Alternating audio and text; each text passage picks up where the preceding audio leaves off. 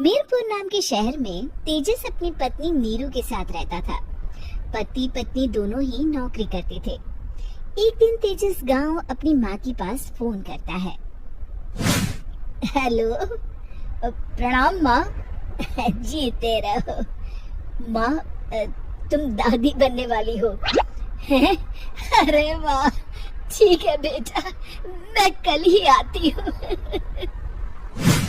जब माँ जी शहर पहुंची तो बेटे बहू ने बहुत अच्छे से स्वागत किया। लीजिए माँ जी चाय। अरे गर्मा गर्म पकोड़े ले आओ माँ के लिए। नीरू रसोई में गई और 2 मिनट में ही पकोड़े ले आई। जी ये लीजिए। बहू जादू से बनाए हैं क्या? अभी तो रसोई में गई थी। यम्मी। माँ जी, शीला रसोई में पकोड़े तल रही है, मैं बस लेकर आई। हे भगवान, मेरा धर्म भ्रष्ट कर दिया तूने। अब तो गंगा जल से शुद्धिकरण करना होगा। दूसरे दिन, माँ जी मैंने नाश्ता बना दिया है, ऑफिस जा रही हूँ। पर अभी तो घर का सारा काम पड़ा है। शीला आती ही होगी, झाड़ू पोछा बर्तन कपड़े वो सब कर लेगी। हमारे जमाने में घर का सारा काम हम ही करते थे। जी माँ जी, आप बहुत होशियार हैं, मैं घर ऑफिस दोनों नहीं संभाल पाती। तो जरूरत क्या है घर से बाहर जाकर चाकरी करने की? वैसे भी घर का काम खुद करने से घर में बरकत आती है, समझी?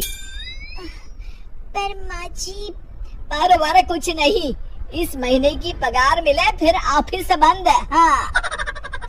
रात को नीरू तेजस से कहती है, सुनिए जी, माँ जी बोल रही थी कि मैं नौकरी छोड़ दूं।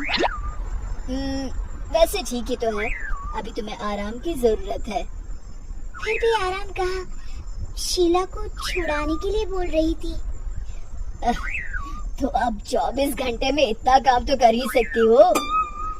पर जॉब पसंद है मुझे, घर पर मन नहीं लगेगा। अगले दिन जब दोनों ऑफिस के लिए निकल रहे थे, मेरी तो कोई कीमत ही नहीं है इस घर में।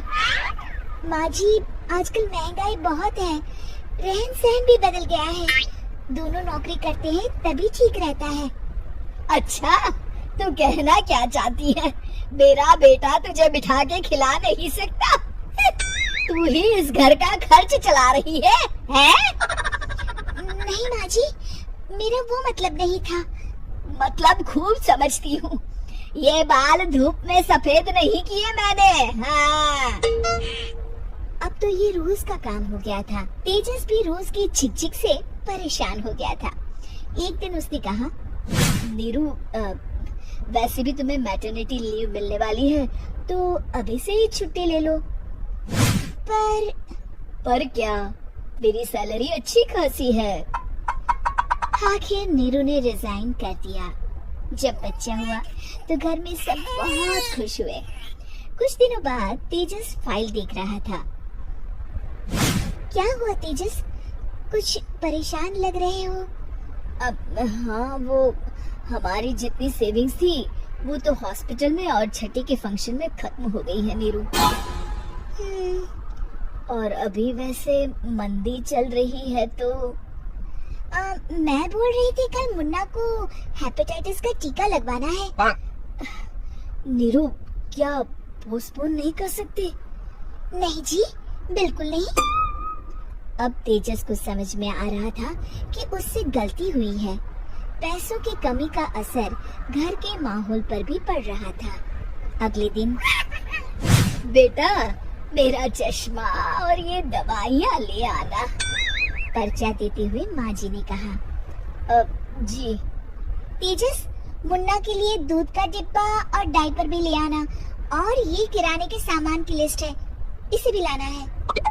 तेजस गुस्से में लिस्ट मरोड़ कर फेंकता है और चिल्लाता है, पैसे क्या पेड़ पर उगते हैं?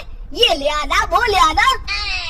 अरे पर ये जरूरत का सामान ही है।